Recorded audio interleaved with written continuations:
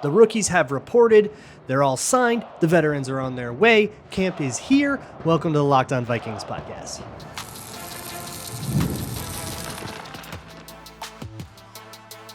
You are Locked On Vikings, your daily Minnesota Vikings podcast, part of the Locked On Podcast Network, your team every day. Hey, everybody. Welcome to the Locked On Vikings podcast, where we're always trying to learn something new. It's part of the Locked On Podcast Network, your team every day. Thank you so much for making Locked On Vikings your first listen of the day each and every day. I appreciate you all so very much. Thank you so much for coming and hanging out, and welcome if you're new here, if you're coming in because camp is just about to get started. What's up? My name is Luke. We'll be here every day, Monday through Friday. You can find it wherever you find your favorite podcast. Just search out Locked On Vikings. That includes YouTube and even Amazon Fire and Roku if you download the Locked On Minnesota Sports app.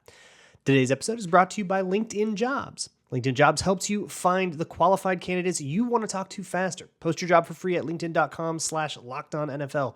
That's linkedin.com/LockedOnNFL to post your job for free. Terms and conditions apply.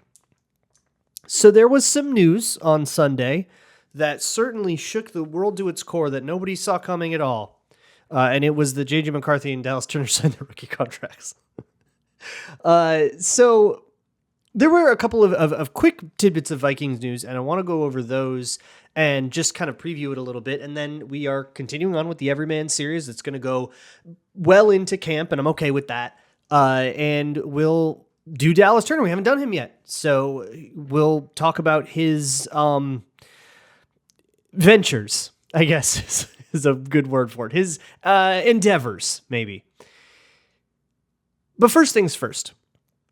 After as much consternation as you deserved to experience, depending on how much you were prone to panic about non-stories, the final two rookies that hadn't signed, I'm pretty sure that's the last two rookies. I think everybody else had signed. But the first rounders hadn't, in Dallas Turner and J.J. McCarthy signed their rookie deals. Now, I said all offseason, and I've usually say that like this is not a thing that is usually worth covering, but because we actually got a little bit of insight into the process, there was something interesting to discuss. So we talked about it a little bit. If you missed that, basically the deal was McCarthy was rumored to have an intention to hold out if he didn't get his signing bonus paid out in a lump sum. I predicted that would be not an issue at all, and was right.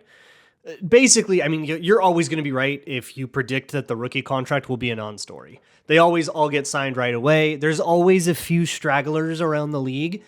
And for the most part, those people are either just waiting until they're physically in the building to sign it, which is just a matter of convenience because there's no deadline to this except for the actual start of camp. So yeah, I'll sign it when I get there. And nobody has a problem with that. Or they're trying to get one of the few things that can be negotiated in a rookie contract. They're trying to get leverage on that. So the two major things are the signing bonus payout structure. This is not the level of the signing bonus. This has nothing to do with how the signing bonus hits the cap. This doesn't change a dollar of the salary cap situation, but it's the actual physical payout of the money in a lump sum versus being paid out in installments over possibly like two whole years where you don't get that money early, you don't get to start investing in it, and so on. So there's an incentive to kind of negotiate over that. And then the other thing is offset language, which is an at issue here, at least not according to the rumors, which changes who takes on cap hits if this player gets cut.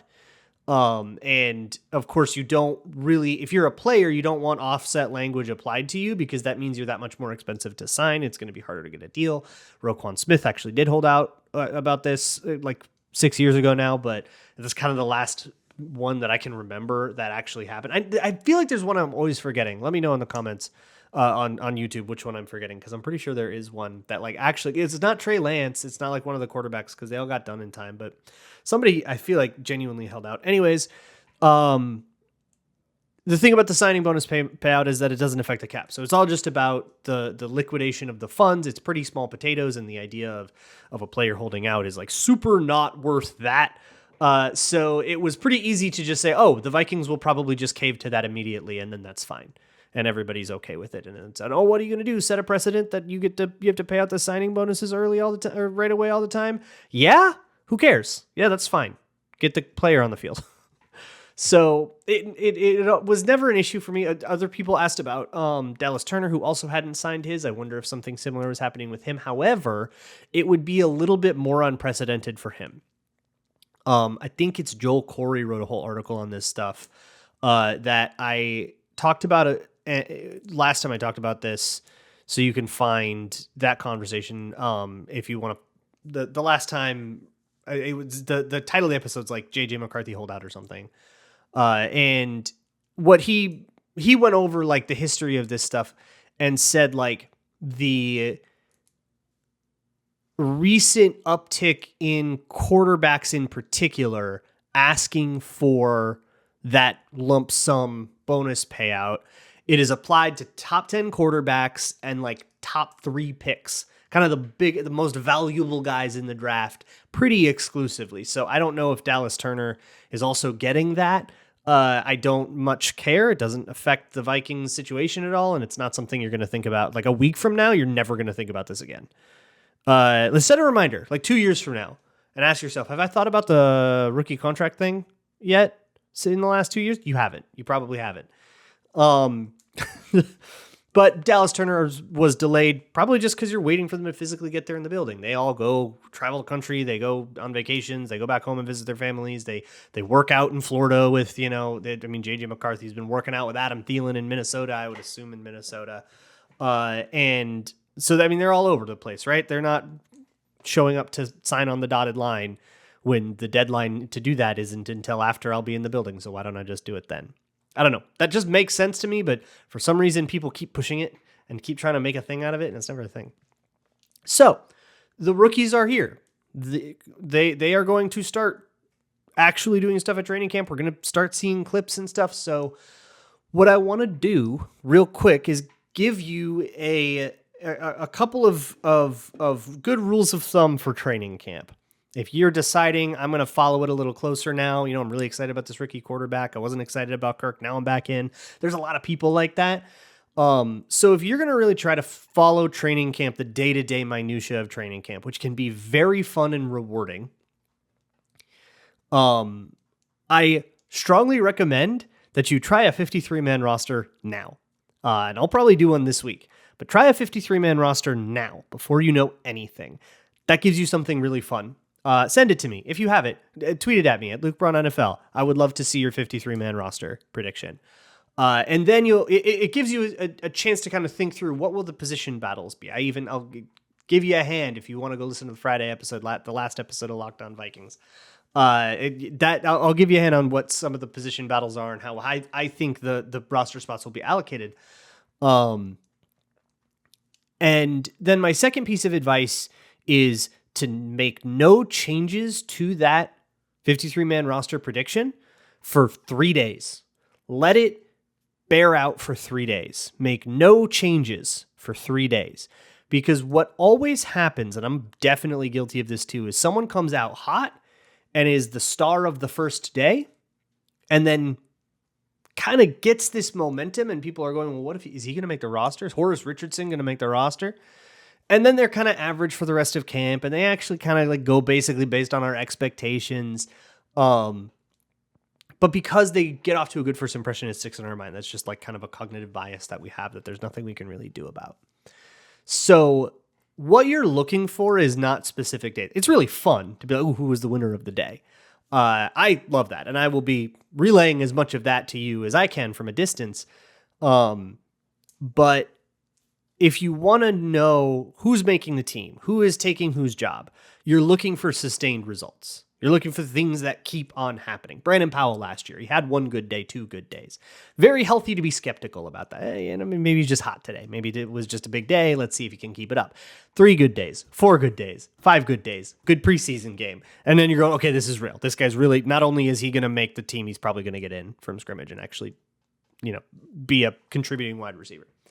Same with Ivan Pace last year, right? Okay, he had a good spring and people were kind of excited about him. We'll see, who knows, right? But then 1 good day, 2 good day, 3 good days, 4 good days. He's getting first team reps. He's getting more first team reps. He's the only one getting first team reps. You start to realize, okay, this is real. there is a great deal of fun to the peaks and valleys of players that have one great day and then they have a bad day and, oh, what's going to happen to them next? But I think you can look past it in terms of actually like its predictive value, right? You're looking for sustained success. Who keeps showing up on the list of winners? Maybe that guy is better than we think. Or on the list of losers, maybe that guy is worse than we think. And also, if you're going to camp and you're watching, drink water. Please drink water. But if you're gonna watch, if you want to find that person who's going to make the team that's not on everybody's prediction, watch the special teams drills. Try to get a sense for what they're doing. What are the coaches coaching them up on? What are the coaches paying attention to? Who are the coaches paying attention to? Who looks like they're winning and losing, right? You might not know what you're looking at, but you got to start somewhere. So watch the special teams drills. Pay attention to the special teams drills. That determines the last 5 spots of the roster every single year. It has nothing to do with who is the 5th or 4th best linebacker. It's who is going to get on the punt coverage team and do something for me. That's the guy that we put in pads every Sunday. We'll keep things going. I've got plans. I'm not going to be there, but I've got plans to talk to people who are. So we'll make sure that you are just as informed as you otherwise would be, even though I didn't get on the plane this year. But now we'll switch gears and move on to the Everman series. That'll be next. Today's episode of Locked On Vikings is brought to you by FanDuel. It's summertime. It's WNBA time. Did you see the USA WNBA team? That like grudge match. It's like everybody's got spite against each other now. And if you want to go get some 3-point props on there, or if you just want to bet on something like the Vikings to win over or under 7.5 games, you can find that at FanDuel. And right now, FanDuel is hooking up all customers with a boost or bonus daily. There's something for everyone all day, all summer long. So go head over to FanDuel.com and see what they are offering now. Doesn't matter if you're new, doesn't matter if you've been with FanDuel for years. It doesn't matter if you're gambling on basketball, on baseball, on football, on futures, on something weird, I don't know, Eurovision, what's up going, Olympics, whatever it is, you can find it at FanDuel. Just go to FanDuel.com and make the most out of your summer. FanDuel, make every moment more. Thank you so much for making Locked On Vikings your first listen of the day. When you're done here, if you want more Minnesota sports talk, go to Locked On Minnesota Sports, where they'll be talking Twins, they'll be talking Wolves and Wild off seasons, of course, lots of Vikings, roundtables, all kinds of great stuff over at Locked On Minnesota Sports. Before I make an attempt to understand the trajectory of Dallas Turner's career, which has been pretty chalk to this point for a blue chip player, I want to meet his dad, Delon Sanders. I am so sorry if I'm putting the emphasis in the wrong place there. But Delon Sanders is a total Wall Street guy. He is a former athlete himself. He's so he has the kind of experience of going through that world, but he has another very unique experience. So he is like a hustler. Not only did he work as a wealth manager or as a portfolio manager and financial advisor with Merrill Lynch, but he also has his own financial management companies. There is an article at The Athletic from a few years ago, it's from 2023, that goes over in detail the resume of Delon Sanders. This guy manages money, and really crucially, he's managed money for professional athletes a lot.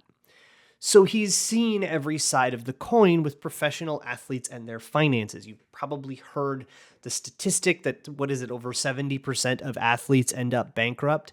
That statistic is, I think, a little bit more of a black cloud than it maybe should be, because a lot of those, like, it gives you the sense of all these guys making millions of dollars and all these guys blowing it all and then losing all their money. But the vast majority of that is pro athletes that didn't make a ton of money. You know, guys that played 2 years and were maybe on the roster for 3 weeks as they bounced off and on a practice squad and then got cut. That's the vast majority of NFL players. Guys that make a lot of money. Some of them do end up bankrupt and do blow all their money on, stuff that they don't need and they don't manage it well, and then it's over.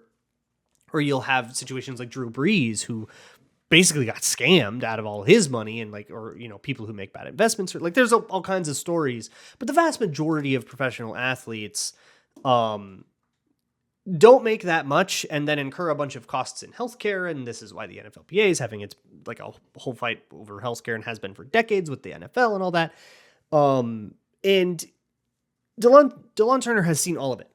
He is familiar with those struggles. So it was really important for him to bestow his business acumen onto his son, Dallas. He'll bring Dallas to meetings. He'll talk to him about work all the time. And it sets in, it clicks. There's this great anecdote. Junior year, Dallas Turner wants a new TV to go play video games on. But you can't just like ask for a new TV, right? Like that's an expensive thing. You can't just be like, "Hey mom, can I get a new TV?" So so he hustles, right? Some people, I think a lot of kids would just like wait till Christmas when it's maybe little bit more of an appropriate ask. But no, he's like, "Hey mom, can I have $20 for baking supplies?" And then he's going to go do a bake sale.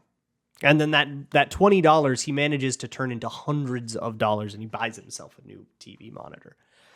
This is the kind of son that DeLon Sanders has raised. That self-sufficient, creative problem solving. Well, okay, I can't ask for an $800 thing, but I can ask for $20 and try to turn it into $800. That's the problem solving, right? And that's the mentality that leads DeLon to start his own business, but also Dallas has an entrepreneurial spirit of his own.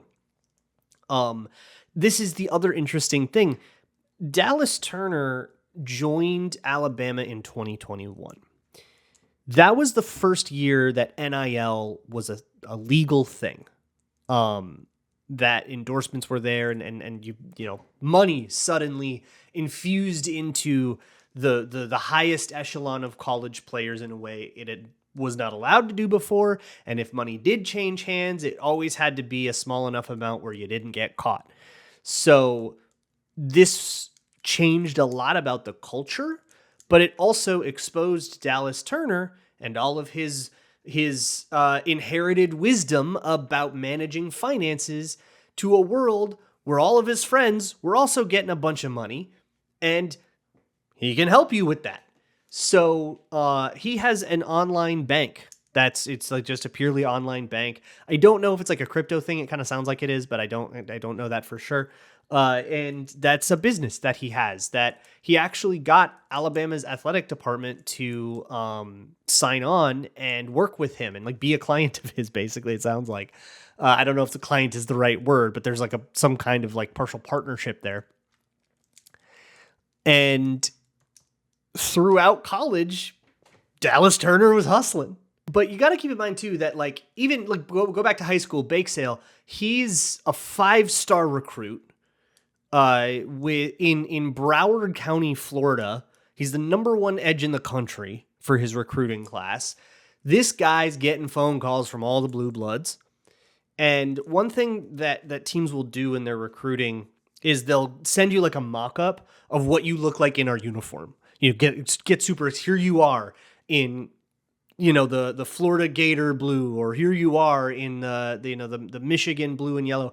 Look how cool you look, that kind of thing. And what's interesting is Alabama, which, to be honest, Bama doesn't need a lot of help. Like, they're Bama, like they've got a reputation that precedes them, and I think that helps them a lot. So I don't know how far out of their way they often have to go. But this guy is like one of the best players in the whole country, and he's going to be a prize recruit, the belle of the ball, right? And so Alabama's approach is to send him a mock-up of Dallas Turner on the cover of Forbes. That's something you only do if you really make an effort to get to know the guy and get to know his dad, who reads Forbes every week. It's genius. And it totally works. They're super into it. And interestingly, so Dallas Turner goes to an Alabama game and he's watching Will Anderson. And the way that Will Anderson is just like dominating, he gets like 3 sacks in this game. And DeLon Turner's like, I thought the kid was going to commit right then and there. Took a little longer than that, but he doesn't ultimately commit to Alabama and really put to the test a lot of the values that DeLon had instilled in him. Among these values are, I think, important and good advice. Like you have to own your equity, right? The more you can do to own what you do, to be able to benefit from your own success versus, flat wage. It doesn't matter how many units I sell, I get the same salary kind of thing. Obviously that's going to be a better financial situation, assuming that you're successful. And hey, this is an NFL athlete with an NFL athlete mentality. Of course, he thinks he's going to be successful. So you have to own your business, right? Have your own equity, have a stake in it. And that there's also this kind of constant opportunism and this creative problem solving, right? I have $20 in my hand. How can I turn this into more? Well, I can buy flour and eggs and baking soda and sugar and do something fun with it, right? I think that gives you a decent idea of the kind of family we're working with off the field. But of course, this is a football story. Stuff happens on it as well. And that's where a lot of this stuff gets tested. That'll be next. Today's episode of Locked On Vikings is brought to you by LinkedIn Jobs.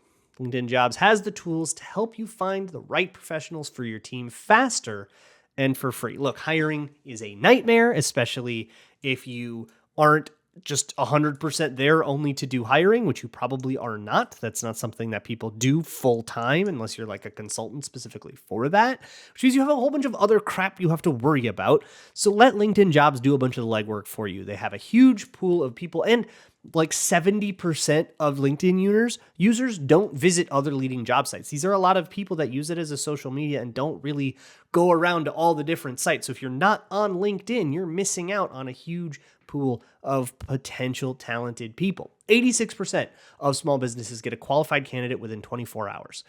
And LinkedIn knows that small businesses and people who work for them are working really hard. So they have all kinds of tools to help you optimize your job descriptions or to just help you narrow down big pools of applicants that can save you time and energy and get down to what actually matters, which is deciding which one of these people is actually going to join your company. Post your job for free at linkedin.com/lockedonnfl. That's linkedin.com/lockedonnfl to post your job for free. Terms and conditions apply.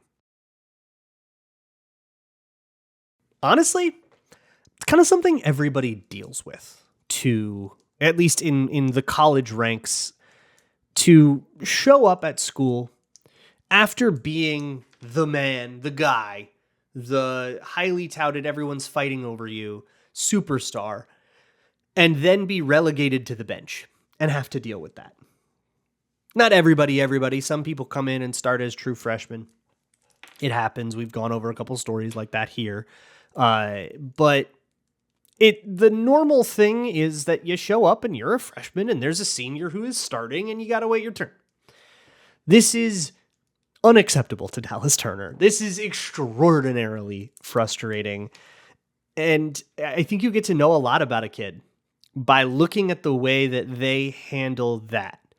Cause some of the kids go, okay, let me be humble. Let me figure out what to do. I'm going to wait my turn. And I understand where I'm at and I'm happy to be here and I'm happy to just, and you get a sense of humility about them and that's what you learn. And then there are people like Dallas Turner who think the whole thing is BS, get really frustrated about it and complain to their dad a lot. So after the games, they would always go out to eat. They would end up going to Buffalo Wild Wings a lot. And, there's this point where the Crimson Tide play a game and Dallas Turner doesn't play in it at all. He's a freshman, right? Will Anderson is still there. Plus a couple of redshirt seniors are starting in front of him. Like he's not going to get any playing time here. And he's really pissed off about it. And he takes out the iPad and he starts looking at his own practice cut-ups, trying to figure out what am I doing wrong? What can I do here? And his dad's trying to tell him, calm down, your time will come. And he slams the iPad down. He storms off and he says, if they don't start me in the next 2 weeks, watch what happens. Ominous. What could you have possibly meant by that? I think the implication is I'm going to do the transfer portal thing. This is 2021. This is, all these rules are here by now.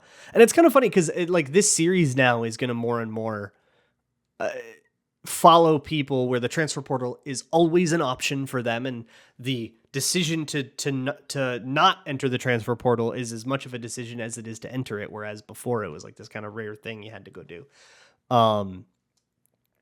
And DeLon Turner will not accept this. There's, I don't think there's any shame in it personally. And in fact, there are people at Alabama, teammates of Dallas Turner's, that do this. Kyrie Jackson was an Alabama Crimson Tide. He wasn't getting the playing time he wanted because he was stuck behind Kool-Aid McKinstry like other first rounders. It's Bama. They're everywhere. And he would spend a couple years at Oregon and make a good name for himself and go get drafted himself. Rest in peace, of course. That is a perfectly valid way to go. But for DeLon Sanders, he would be like, no, it's not valid. He would actually disagree with me really hard because the way he sees it, the way he talks about it in this Athletic article, I'll link it in the show notes. Please yell at me if I forget, is you committed. The word commit means something, right? Commitment is not just a hat you put on National Signing Day and then, no, you made a promise to be loyal to this school and you have to follow through on it. And hey, look, didn't raise a quitter, right? Like you don't want somebody that is impatient enough and instead of trying to beat out Will Anderson, will just go somewhere where it's easier, right? No easy ways out. This gets through to Dallas Turner and he'll instead focus his energy on Will Anderson in particular and saying, what can I do that's more like him? And he notices the intensity. And the intensity is a big one here. But just the way he works and learning things, not only like technique things, but just how he carries himself. And the way he approaches things, it's very Alabama.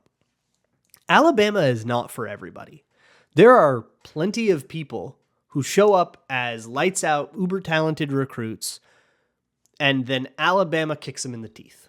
The coaching style is very rough and tumble. The demands are very high, and they're not patient with you, right? Like you get mother effed every day, as one Crimson Tide put it in one of these articles. That's not for everybody. But if it is for you, it's really for you. That intensity is really for some kids. So Dallas Turner takes on that intensity and takes on that kind of personality that the Nick Saban Crimson Tide culture wants to instill in you so bad.